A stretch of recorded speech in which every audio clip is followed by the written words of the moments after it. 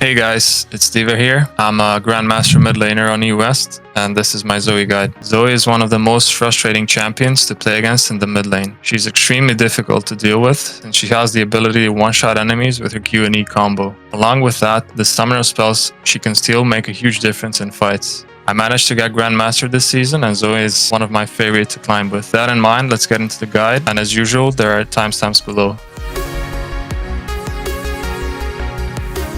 Zoe's passive is more sparkles. After casting an ability, your auto attack will be empowered, dealing extra damage. This is great for your trading patterns in lane and will allow you to push the wave effect.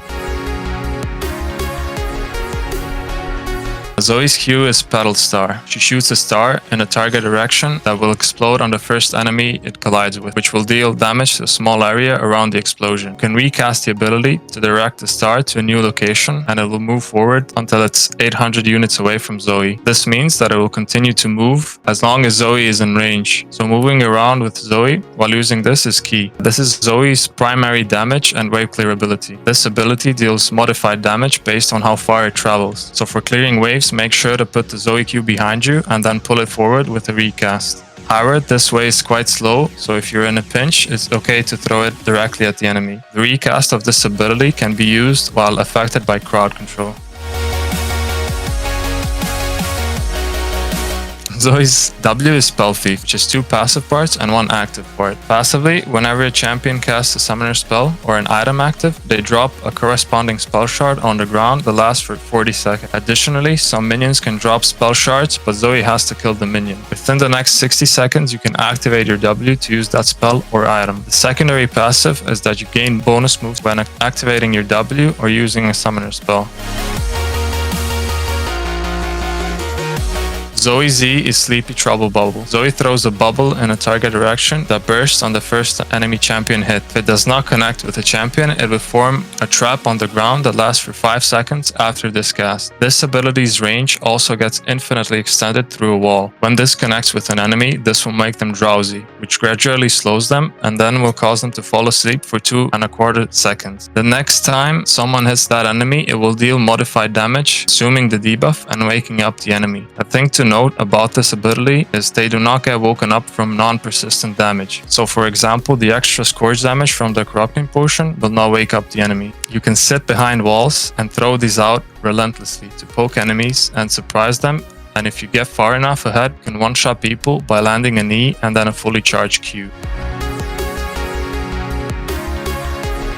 Zoe's ult is Portal Jump. She opens a portal beneath her and blinks to a target's location. She cannot move during this blink, however she can cast spells. After a second, she will return to her original casting point. This cannot be interrupted, so if she flashes forward or is stunned during the ultimate, she will always return back to the current location. This ability is used in conjunction with your other spells to extend the range and damage of them. It can also be used over walls to hit enemies by surprise. You can also avoid CC by using this ability. For example, if you get Blitzcrank hooked while portal jumping, you still return to the original cast position, effectively preventing the CC.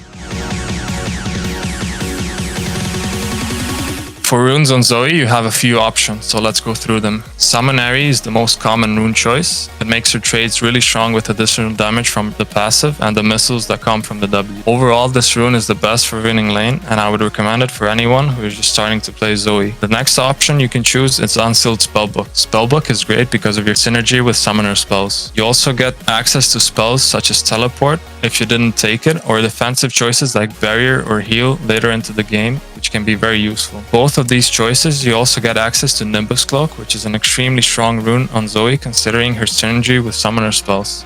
The last option you can choose is Electrocute. This rune allows for much greater one-shot potential, and you have a lot of healing from Taste of Blood and Ravenous Hunter. I would recommend the other two over Electrocute since the Inspiration and Sorcery trees are much stronger than Domination.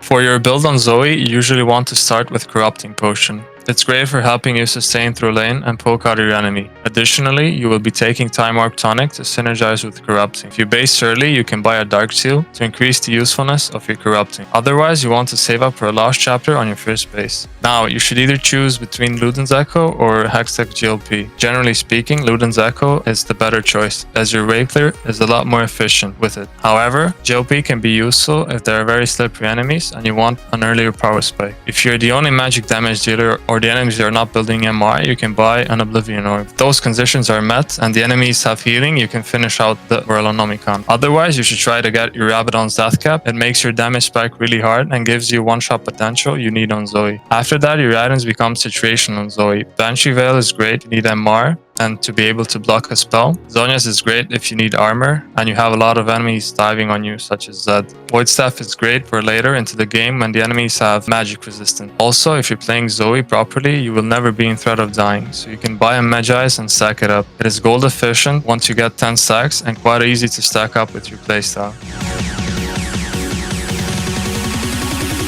For your skill order on Zoe, it's pretty standard. You want to start with your Q on level 1, your W level 2, and your E level 3. After that, you max your Q first and E second, with your W last, taking a point in your ultimate whenever available. For your summoner choices, choose between either Ignite or Teleport. This depends on your lane matchup. However, if you're not sure, I would recommend taking Ignite for the extra kill pressure. And if you're enjoying the video, please remember to leave a like and subscribe.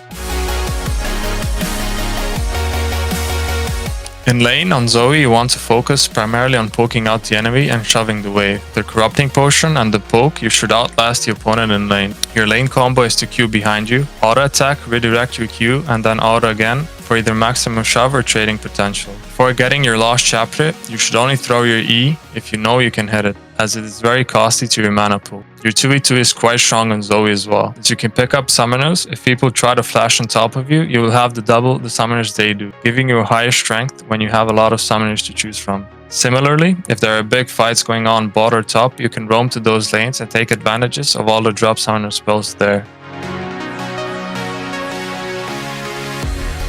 Later into the game, you want to be grooveting as often as possible with Zoe. Her primary function is to poke the enemy and be a major annoyance with constant high damage spells flying at the enemy. If you land your E onto a squishy target later into the game, you can nearly one-shot them, and if you land it onto someone on a teamfight, they're also really doomed regardless if they have summoners. You also shouldn't underestimate the damage that comes up from the missile from your W. It provides a lot of consistent damage when fights need to be cleaned up. Carefully consider using your ultimate, since you can always return to the location. Enemies can preempt that by aiming at that area. Mostly look to use this over walls or where there isn't an easy way to catch you with CC or dashes. Overall, Zoe is one of the most consistent mid laners to play and will always be relevant in a game with her E. She can catch out carries and one-shot them, along with being able to steal summoners, granting her insane mobility. It takes a while to effectively learn her combos and playstyle, but once you do, you will have solo carry potential anytime you pick her.